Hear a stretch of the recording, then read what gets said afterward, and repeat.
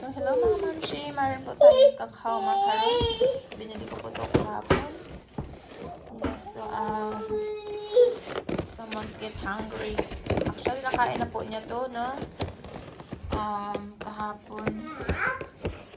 So, meron siya mga, iba't ibang flavor. So, ayan po siya. Ito po yung flavor niya. So, pakuhanin natin si Kulit. Kasi, nakatatlo na siya, ha? Nakatatlo na siya. Okay, only get one, okay? There you go, get one. Get one. Boy, oh dear.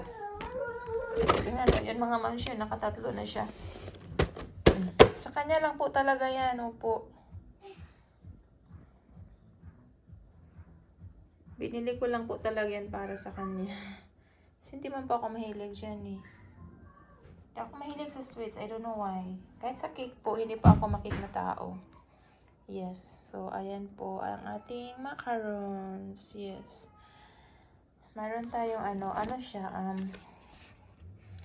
ito yung flavor niya. Merong cookies and cream, merong pistachio, raspberry, lemon, meringue, pie, chocolate, Mori River, salted caramels.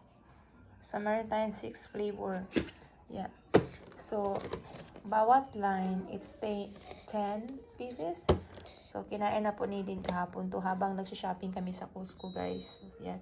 So, nakita ko siya. Sabi ko, oh, it's a good idea to get this one rather than buying in Kohl's. And then, yeah. So, at least this one, 40 pieces. Okay, guys. Thanks for watching and have a great weekend. And thanks, everybody. Bye! Hindi man po ako makain yun eh. Ewan ko, tamad lang kumain. Fruits lang po ako. Fruits. Mahilig pa ako sa fruits. Mango. Nakain ko na po lahat yung mango. Yes, bingo is done.